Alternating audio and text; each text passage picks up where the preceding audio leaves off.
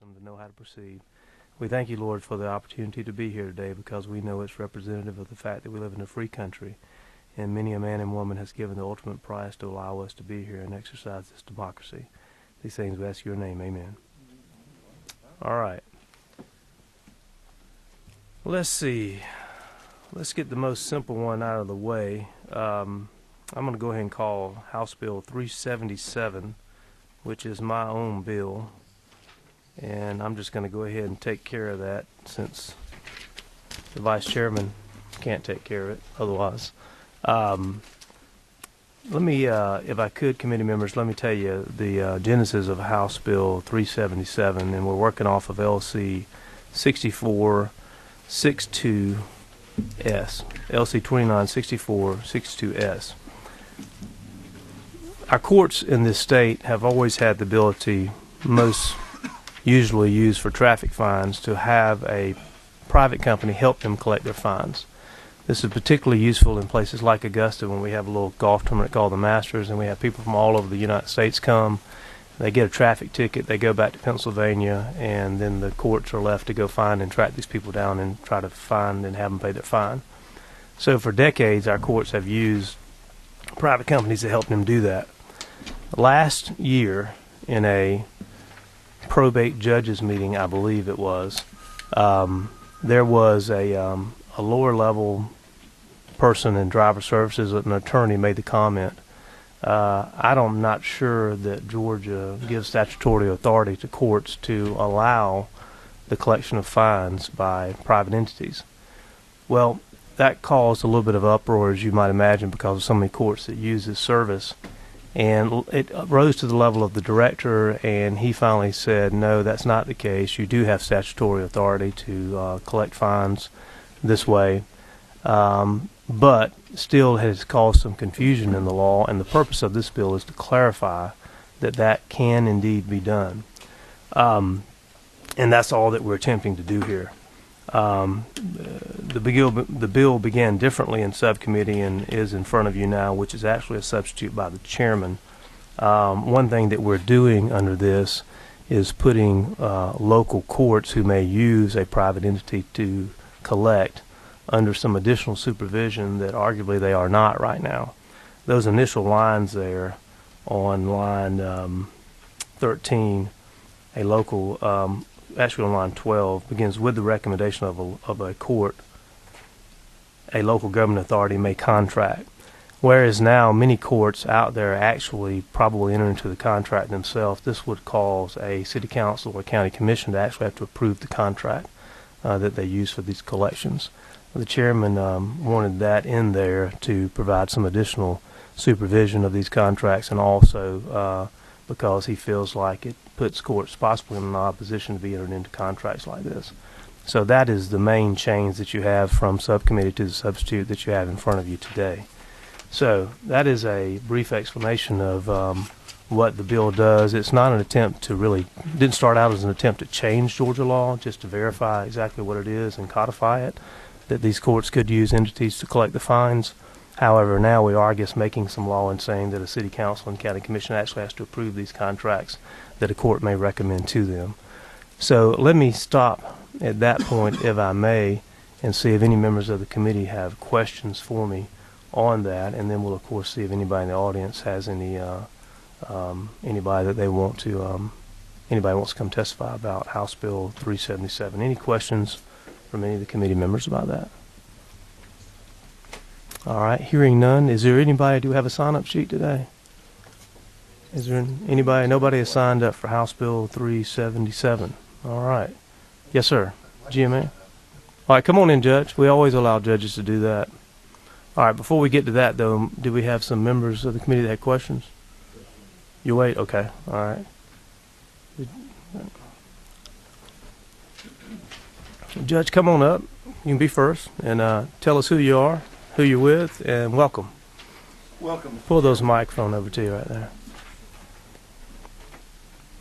Mr. Chairman, I'm Gary Jackson. I'm a judge in the Atlanta Municipal Court. Just came across the street from 310, the probation bill, so I'm a little late. Actually, you were the president of the Municipal Court Judges. Vice President. Okay. All right. I made it that far. If they're smart, I won't. This is a great sub But in the 310 probation bill, when courts hire private probation services, the system there is the court enters into an agreement subject to approval by the governing authority of the city or the county, whatever the case may be. This substitute at lines 12 and 13 does it the other way. Recommendation of a court, or I may be reading it wrong, is it the intent that this would do it the same way? The court would make the recommendation, then the governing authority would sign off on it, similar to what we do in the probation bill. And if it does, this is exactly what we think would be the right way to go. Susie, you want to comment on that, because you and the chairman work together on this? Yes, sir. I think he was modeling it after the way they do it with probation, or the new system that's proposed in House Bill 310. The word court, the comma goes there, so with the indication of a court, then the local governing authority contract. Although here, in this case, the contract is with the governing authority as opposed to the court. It probably makes sense because the fine, so to speak, belongs to the client. The client is the local governing authority. The money as such, or the fine, does not belong to the court. Judges don't collect money. It's the prosecutor's job on behalf of the city, county, whatever, or the state. And that is, of course, the actual client. So I think in this case, to keep it consistent, that the court recommends something, and then the governing authority actually execute the contract makes sense, because those agencies will be reporting to the governing authority. The thing that's important, and I don't know how this will address, the solicitor may be doing other things. Of course, the solicitor is responsible to the governing authority insofar as trying to collect these fines, like the tax return intercept project of House Bill 1000 that y'all passed last year. I doubt they're doing garnishment or levy. I suspect there won't be a problem such that if an agency has it, we don't want the situation. I think the current procedure for TRIP is that if you're using TRIP, you can't use anything else to avoid a double collection. I think that's what's written right now in the TRIP regulations. Mr. Caccaro from the AOC could probably tell us, is that correct? We prefer that people choose one or the other. I don't think you need to enact it into law, but that's just something to think about. I know our court was selected, Atlanta Municipal, as a pilot project. When we turn these matters over to TRIP, we're not going to use anything else. But there's always the situation where you may have a tax reform intercept program going on one side, a collection agency going on the other, and all of a sudden the defendant may somehow be done for something that's been paid through tax. I don't think that's going to be a problem. Maybe it's something we shouldn't address, but it's just something I want to call to your attention. Well, this language is and I think I see your point, Judge, but in that situation, the local entity, the court, whoever's handling this, would have to make a decision to turn a ticket over to tax intercept. right. They would have also had to make a decision to turn it over to somebody to collect it for them at the same time. So really, the We hope entity, the left hand would know what the what the right hand's doing, because it's the same person. We're fine Yeah. with this language, and it does dovetail the existing practice with probation that the court proposes, and then the governing authority signs off on. Approves I think it. as long as we're consistent, I think it will work. Okay. So we're fine Any with questions that. of the judge by the members of the committee? Judge, we appreciate you being here today. Thank you for your help on this. All right. Anybody else? Yeah, come on up. Please identify yourself, and thanks for coming, and good to have you. Mhm. Thank you, Mr. Chair. My name is Justin Kernan. I'm with the Georgia Municipal Association. I just wanted to say that Georgia Municipal Association is in full support of this bill in its current form. Any questions from the committee? Thank you so much for being here today. All right. Mike 15. Mr. Chairman, Representative Welch. if you're prepared, I'd like to make a motion. I also have amendments to it as well. Sure. Go ahead and make your motion. Mr. Chairman, I'd like to move a recommendation to pass on HB 377 LC 29 6462S. There's a motion and a second. Discussion? I also have amendments, Mr. Chairman. One would be to correspond to what the judge had said on line 13, to place a comma after the word court. All right. And the second amendment would be to line 12, to strike the comma and insert the word and. So it read for the purpose of collecting any monies owed to a court and with the recommendation of a court, comma. Yes, All sir. right. I think we can take those as one because it's just stylistic, if that's okay with everybody. There is a motion to amend the substitute by Representative. Is there a second? Second. Any discussion? All those in favor of the amendment indicate by saying aye. Aye. Any opposed? All right. Any further discussion on the bill? Representative Jacobs. One additional amendment to further clarify that, and that would be at the end of line 12 to strike the word a and insert the word such.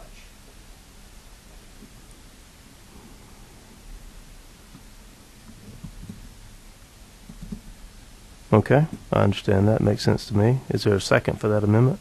Second. There's a second. Any discussion on the amendment? Hearing none, all those in favor indicate by saying aye. Aye. Any opposed, same sign. All right, the amendment carries. Mr. Chairman, Certainly. should we also look at the A before the word for on line 14 and replace that with such as well? You've been overruled. Yeah, that happens often. Go ahead. If you put a such there, then you have to have a reference to it previously. That's the first reference. Okay. All right. On line 14, right? The very last quote. As such is okay at the end of line 12, but changing it at the first A on the line would be problematic. I think he was talking about line 14. Line 14, Oh, sorry. O to such court. Yes, I am wrong. Will the court reporter take down the date and time? This never happened before. No, hey. I have literally been doing this a dozen years and never remember. Yeah, so. Well, you're missing out. No, we appreciate that. All right, so we will then, Representative, will offer that amendment for line 14, changing the word a to such. There was a second for that, so it's back on the table. Any further discussion? Hearing none, all those in favor of the amendment indicate by saying aye. Aye. Any opposed, same sign. Motion carries. All right, now we're back to the underlying substitute as amended. Is there any further discussion? Hearing none, the chair will call the question. All those in favor of final passage indicate by saying aye. Aye. Any opposed? All right, the bill passes on the rules. Thank you. Appreciate y'all being here today on that particular one. All right, the next the chair will call House Bill 267. Representative Kelly, you want to present for us?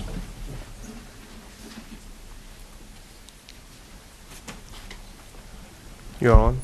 Thank you, Mr. Chairman. We're working off substitute House Bill 267, LC 296448S. Simply, HB 267 looks to clarify provisions in Title 44 regarding the number and type of witnesses required to execute and/or record certain security instruments. There was a 2013 Georgia Supreme Court decision that interpreted our current law to require attestation of a security deed by an official witness and an unofficial witness. We're just making clear here in this language that for one of these instruments that you need a notary public and have it attested by one other witness. We also look to remove some obscure language, which is the deeds of bargain and sale from the code. So that's a simple cleanup measure there. That's really what the bill does, Mr. Chairman. All right. Questions of Representative Kelly regarding his bill from the committee? All right. Hearing none from members of the committee, do we have anybody signed up to? Nobody signed up to testify on this one. We do have one question. Representative Welch. Since this is affecting the kind of the banking industry, I didn't know if we had any concerns in the banking industry about this legislation. We didn't hear any in the subcommittee, but I was just curious.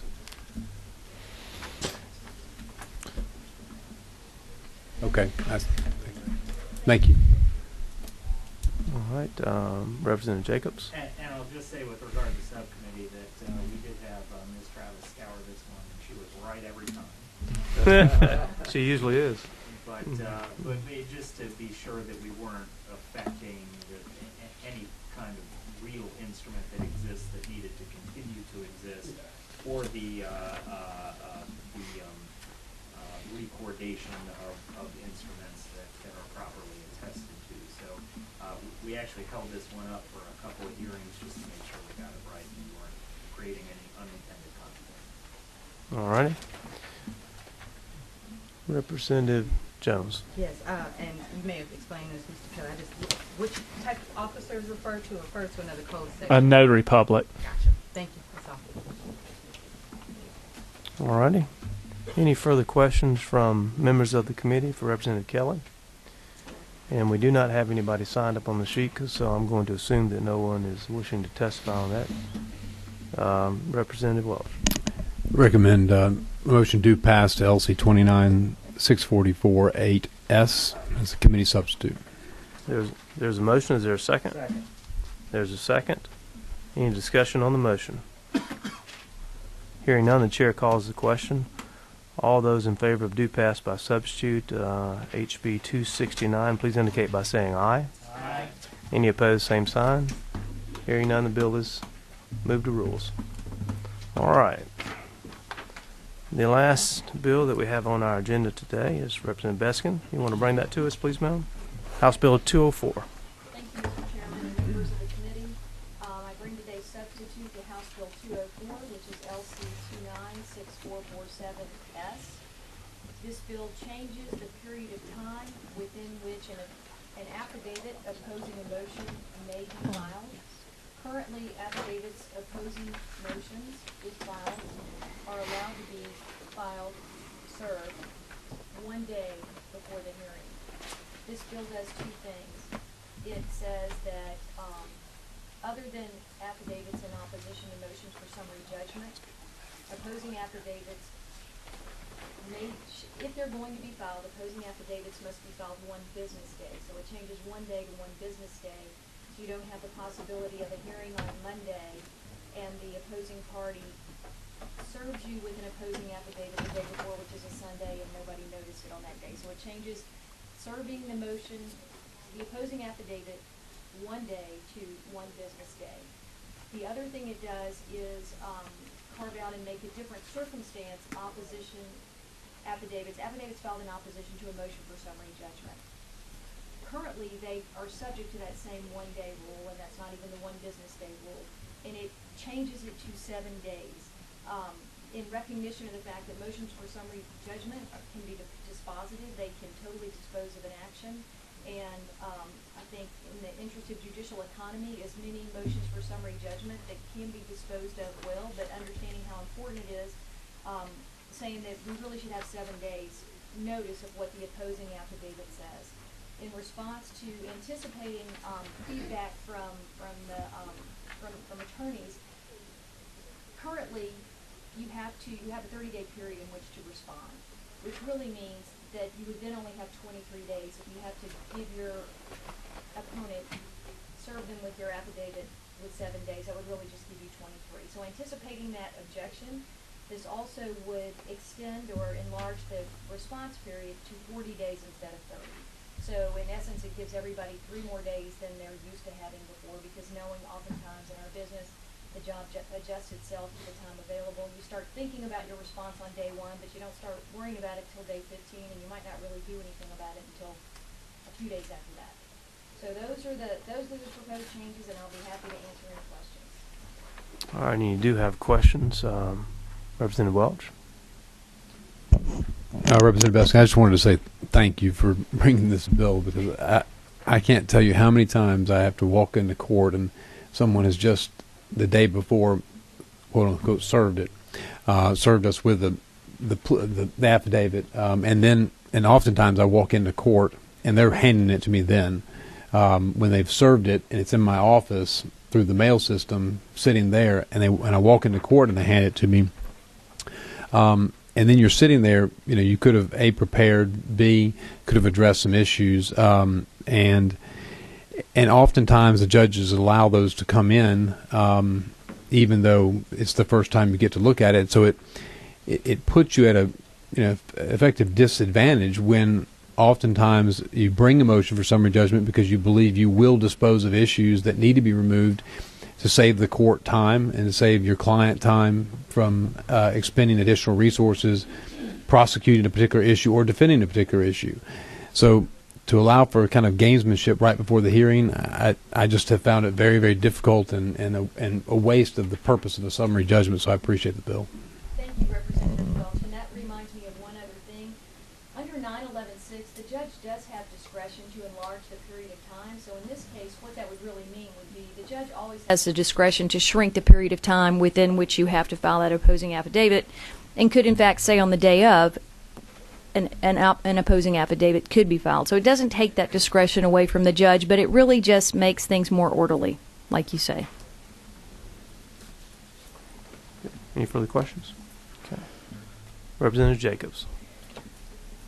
I do have a number of questions about the bill. The law surrounding summary judgment is a pretty well-worn path at this point, and I'm concerned by changing up the language here. We're potentially changing the texture of all of that case law. I guess one right off the bat. I mean, I think the lady stated that that the intent here is to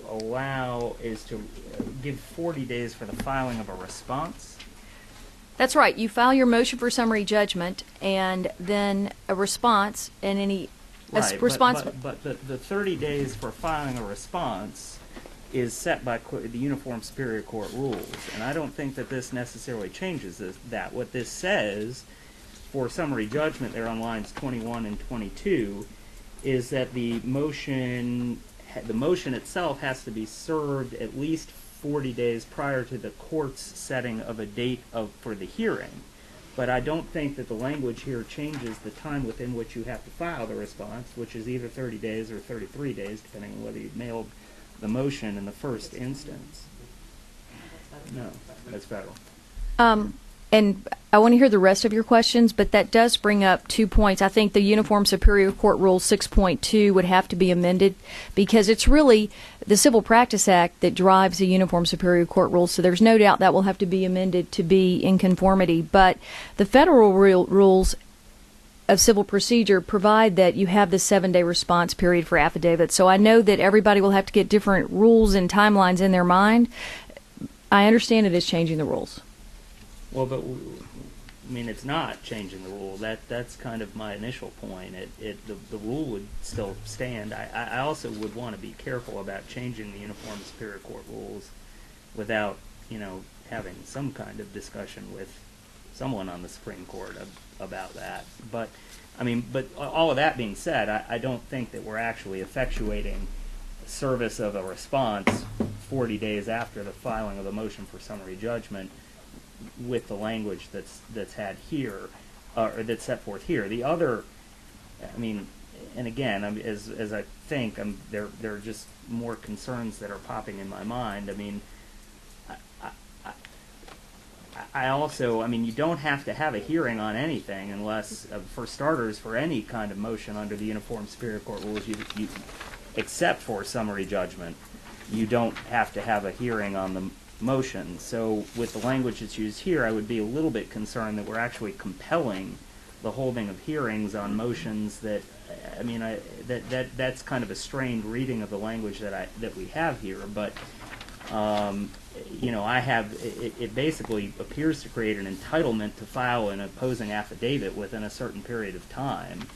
And I'd be concerned we'd be, creating a need for courts to hold hearings when they're not required. And also with regard to summary judgment, you don't have a hearing on summary judgment unless it's requested by one of the parties. In which case was I think if no hearing is requested by either of the parties, then the requirement is that you file your affidavit with the response. Otherwise, you've waived the right to present it. So, there's a lot of very well-worn case law in this area. I certainly sympathize with the issue that my colleague is seeking to remedy here, but what I would recommend is maybe that we table the bill in full committee and work on it a little bit more to deal with, kind of the way things currently work under the Uniform Superior Court rules and the case law. Can you? I understand your concerns, and I think that the way it's drafted, filing of an opposing affidavit is always discretionary, not mandatory. I understand your concerns about the timing of the case law under 9/11/56, but if we could work toward this goal of saying that opposing affidavits shall be served at least one business day before, and in motion for summary judgment 7 days before, could we agree that that would be a goal we would like to reach? Well, I mean, I think it's a worthy objective. I just don't know that the bill actually reaches that goal. I also don't want to be compelling courts to hold hearings when they don't necessarily have to, given the posture of the case, because nobody's requested a hearing. I mean, under the Uniform Superior Court rules, you have to request a hearing in order to have one in the Jacobs, first place. tell me where Right. the language in this you think changes that. I'm very interested in what you're talking about there.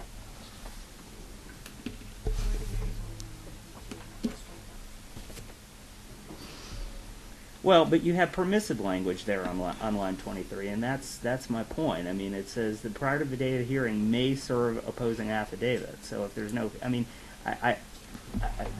whereas it becomes the language used is more mandatory there on line 23. I mean, it may or may not change anything, but I do think that in this area, I mean, literally, I'm looking at 9/11/56, and the annotations go on for. I've got it right here.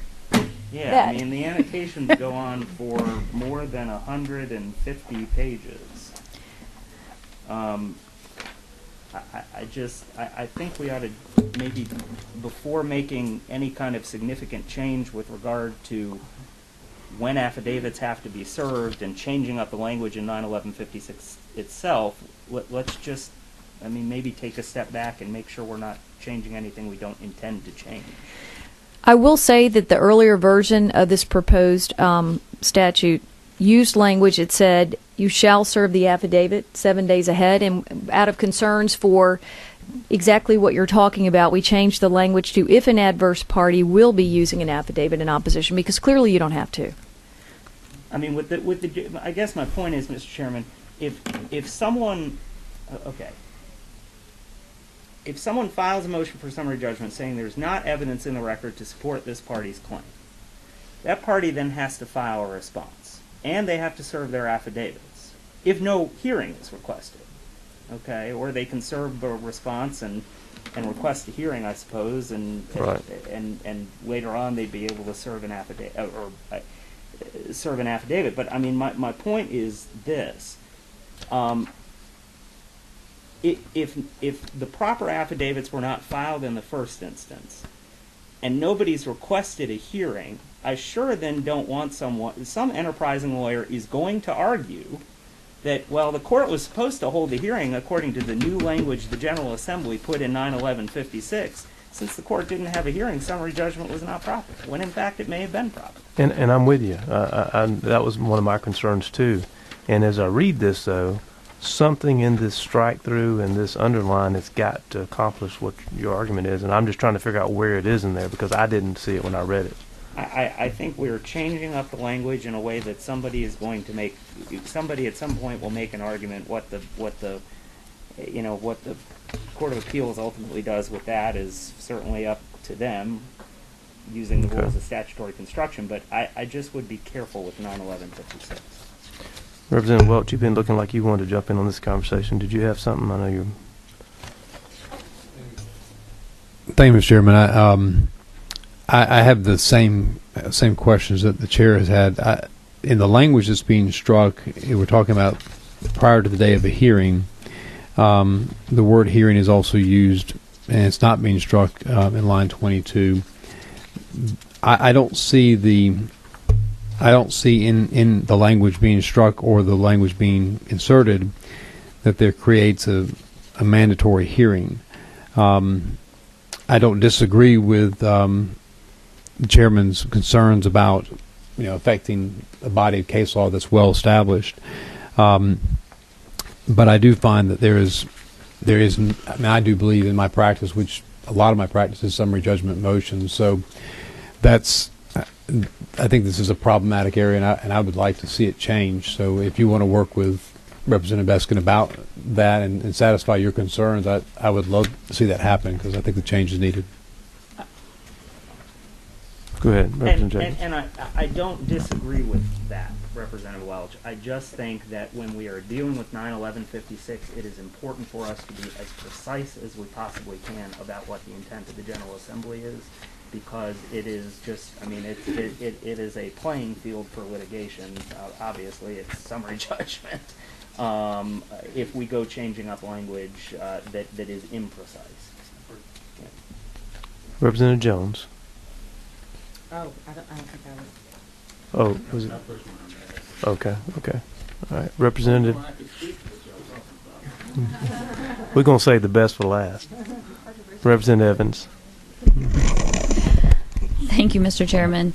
I have a question, and then I have a comment that may address Representative Jacobs' concern. First, my question to the author is, I have a little bit of a concern of using the words, of having a modifier for opposing affidavits being if they will be used, because I could also see an enterprising lawyer say, oh, well, Judge, I didn't know I was going to use it till I got here. So I was just wondering if you would be okay with an amendment that would make it so that it just says, for example, in line 14 to 15, it would say, starting at the end of line 14, except as provided in Code Section 9/11/56, comma, opposing affidavits shall be served, not later than, instead of modifying them with if they will be used. That scares me. We put that language in there to provide for, you don't have to serve an opposing affidavit. So if you just say opposing affidavits shall be served, it implies an obligation to use one. So can you think of any other way to allow the use of opposing affidavits to still be discretionary? I think we could, what if we just said any opposing affidavits shall be served? Let me ask this question, Representative Evans. What if you took out the words will be and just put is used?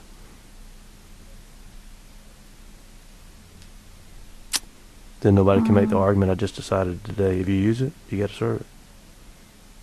Yeah, I think so. I think that could. I think it could. What do you think about that? Either way. I think either way we'll do it. Any opposing affidavits or is used. I agree with Representative Evans. Just delete if and change that to any. So it would say any opposing affidavit. Strike out the next four words and say shall be served not later than. Representative Evans, is that what you were? Yeah, I think so, and I think that, yes, thank you. All right, read that to me then, Representative Evans. How's it going to read? It will read. If we amended it the way you're speaking. If we did it, yes, it would say except as provided in Code Section 9/11/56, comma, any opposing affidavits shall be served not later than 1 business day before the hearing. And continuing on. Any opposing affidavits shall be served. All right, well, hold on to that thought. When we get to the amendment part, we'll bring it back to you. And then just a question for both the author and the chairman and Representative Jacobs is, what if in line 22 right now where it starts if and it's underlined, if starting there and continuing through the underlined sentence on line 24, if instead of all that, just forget that, and it said, the adverse party, comma, 7 days prior to the day of any hearing may serve opposing affidavits. So that way, if they're gonna be served, and if there is a hearing, it's got to be 7 days before. But we're not mandating anything. So read that. Let's just get that what you're talking about straight. Read that to me one more time. How it would read. It would read the adverse party, comma, 7 days prior to the day of any hearing may serve opposing affidavits.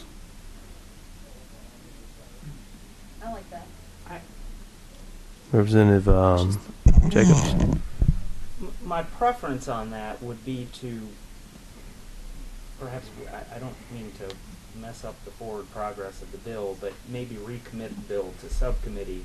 I think there's a way to word this that we could say that, because as I am remembering the case law surrounding summary judgment, if I request a hearing, and I'm the party opposing summary judgment, then I do have additional time. If I serve a response and I request a hearing, I do have additional time then to serve opposing affidavits and get evidence into the record, because the court has to hold a hearing.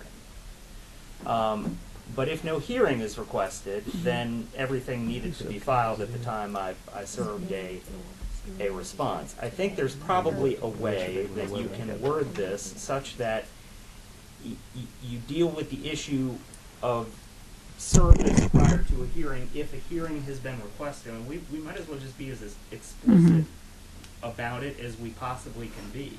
Well, and the reason that I understand the concern, but given that the language on line 2223 that existed before Representative Beskin even brought the bill already had the language prior to the day of hearing, so that's been something that courts have apparently been dealing with for some time, and that's not something we're adding.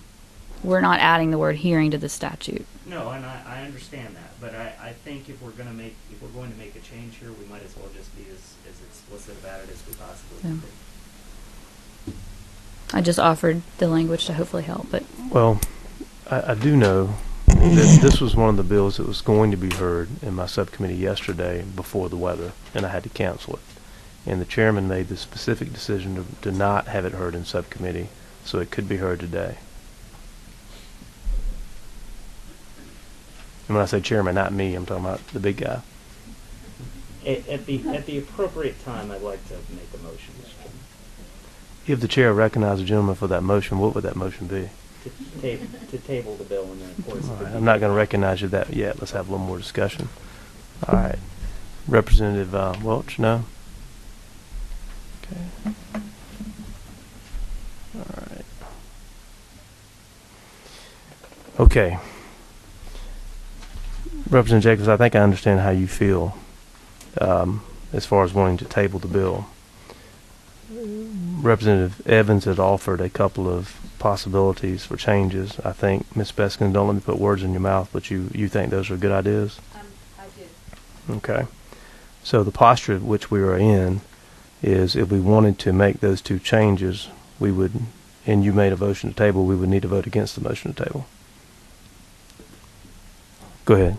I just, again, I would say, because I'm sure the committee most likely will meet again on Tuesday, and I think we can work out some language between now and Tuesday. Rather than amending 9/11/56 on the fly, I would much prefer that we table it and take it off the table at the next committee. Okay. Well, one thing we have not done is we have not heard from any members of the audience. I do know that we have one person signed up. Representative Evans, did you have something? I was just going to say perhaps before we have to make a decision Yeah, as a committee, we could hear from the audience. I was going to do that. All right. I know that. There's that one person. No, there's not. Not yet. I do know Bill Clark has signed up. Bill, you want to come forward and welcome, and please share your wisdom with us on this one. Thank you, Mr. Chairman, members of the committee. Bill Clark on behalf of the Georgia Trial Lawyers Association.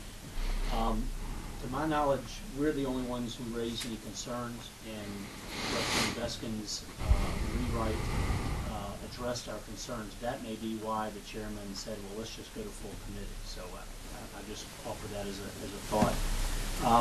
We share the trepidation that Representative Jacobs has about changing summary judgment.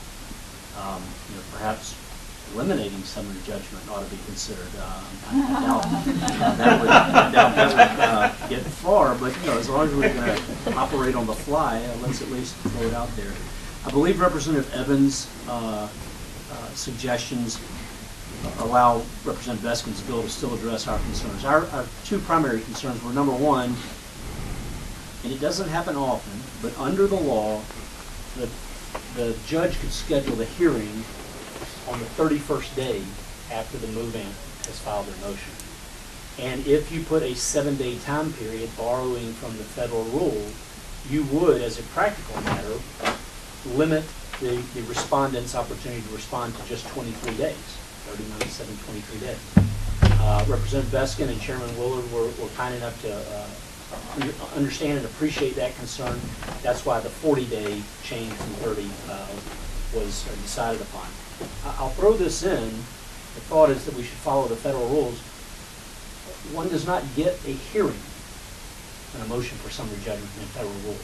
So to the extent that a party's time to respond, a respondent's opportunity to respond to a motion for summary judgment is limited by when you would have a hearing in state court or superior court, it's really not a good model to look at what the federal rules do, because you don't even get the hearing.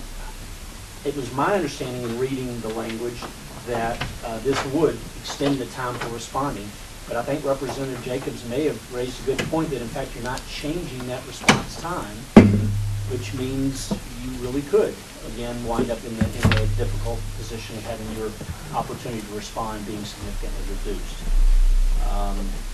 I think Representative Evans' suggestions address our concern, but don't do damage to either the current case law or really make much of a significant change to the statute. We were trying to get the if any language in there to make sure that you aren't requiring affidavits when parties don't wish to use them. And I think Representative Evans' language addresses that concern. The change from 30 to 40 addresses the other concern. So our concerns are addressed. I won't presume to address all the other concerns that have been raised, I think, by well-meaning folks who've looked at these issues for a long time, and we do have extensive case law on summary judgment. And so I would just reiterate our trepidation about making any change to 9/11/56 without careful thought. If I can answer any questions, if I can, but this is awfully deep in the weeds for this recovering lawyer. All right, thank you. We appreciate that, Ms. Clark. Any questions from the committee members for Mr. Clark at this time? Okay. You have a question, Representative Welch. Mr. Clark, thank you for being here. So the way I'm understanding this is that all we're dealing with is the timing of the service of affidavits relative to the hearing. Is that right? Exactly. And the language that's being struck on lines 22 and 23, is the language being struck also just dealing with the timing of when an affidavit will be served on by the opponent to the proponent? That's right. Okay. It was the effort from the sponsors and our effort to help the sponsors was to change the time frame relative to when the hearing would be. And that is, instead of the day before, you would have to provide that at least 7 days. Our concern was that you have 30 days to respond if the judge schedules the hearing on the 30th, 31st day. But we agree that the 40-day solves that problem. Yes. Okay. All right. That's all. Any other questions of Mr. Clark from members of the committee? Any other questions? All right. Thank you. Well, we got one more. Hold on. Representative Evans got one for you. I just, and I could just be misunderstanding things, but I hadn't thought about a court holding a hearing on the 31st day. I'm just not in state court enough to have ever had that terrible problem.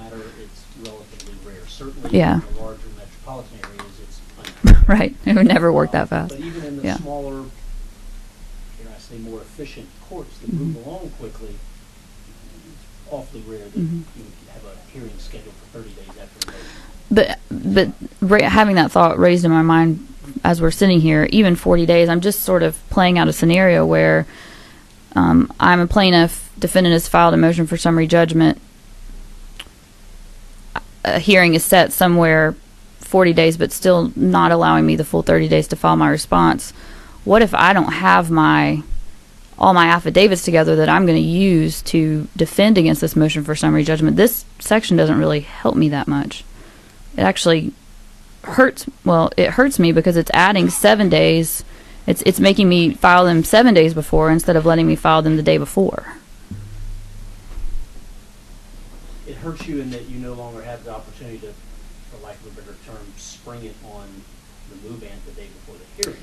But it doesn't hurt you in terms of the length of time that you would have. If you move out to 40 days, the earliest time at which the court can hold a hearing, and you require the respondent to provide the affidavit 7 days prior to that, you've given them 40 minus 7, 33 days to bring forward that affidavit in connection with your response.